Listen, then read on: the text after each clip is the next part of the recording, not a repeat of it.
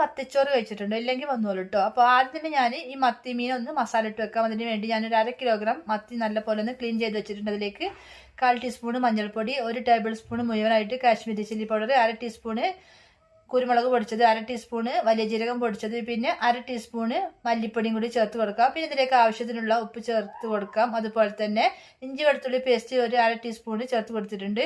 ഇനി ഇതിലേക്ക് കുറച്ച് വിനാഗിരിയും കൂടി വെച്ച് ഒന്ന് മിക്സ് ചെയ്തെടുക്കാം. പിന്നെ നമുക്കിതൊന്ന് പൊരിച്ചെടുക്കണം. അതിന് വേണ്ടി പാനിലേക്ക് ഞാൻ വെളിച്ചെണ്ണയാണ് ഒഴിച്ച് കൊടുത്തിട്ടുള്ളത്. അപ്പോൾ വെളിച്ചെണ്ണ മസ്റ്റാണ് കേട്ടോ. അപ്പോൾ വെളിച്ചെണ്ണ ഞാനൊരു 2-3 ടേബിൾ സ്പൂൺ ഒഴിച്ച് കൊടുത്തിട്ടുണ്ട്. ഇതിലേക്ക് കുറച്ച് കറിവേപ്പില, അതുപോലെ തന്നെ കുറച്ച് അരിമണിയും കൂടി ഞാൻ ചേർത്ത് കൊടുത്തിട്ടുണ്ട്. നമ്മൾ ചോറ് വെക്കുന്ന അരിയില്ല, അത് ഞാനൊരു 10-12 അരിമണിയും കൂടി ചേർത്ത് കൊടുത്തിട്ടുണ്ട്. ഇതിലേക്ക് നമ്മുടെ മത്തിമീൻ മസാല ചെയ്ത് വെച്ചിട്ടുള്ളത് ഇതിലേക്ക് വെച്ച് കൊടുക്കാം. എന്നിട്ട് കുറച്ച് നേരം വെച്ചിട്ട് അതിന് ശേഷം ഒന്ന് തിരിച്ചിട്ട് കൊടുക്കാം കേട്ടോ.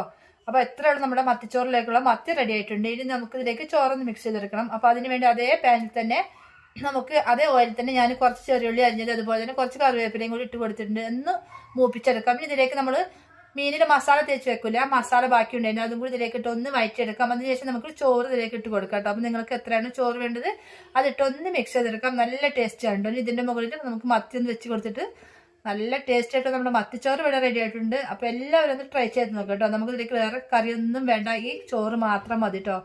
അപ്പോൾ ഇതുപോലെ മത്തിച്ചോറ് കഴിക്കാത്തവരുണ്ടെങ്കിൽ ഒന്ന് ഇതുപോലെ ഒന്ന് കഴിച്ചു നോക്കാൻ കേട്ടോ. നല്ല കിടിലൻ ടേസ്റ്റാണ്. അപ്പോൾ ഇന്നത്തെ എൻ്റെ വീഡിയോ ഇഷ്ടപ്പെട്ടൊന്നും സപ്പോർട്ട് ചെയ്യണേ.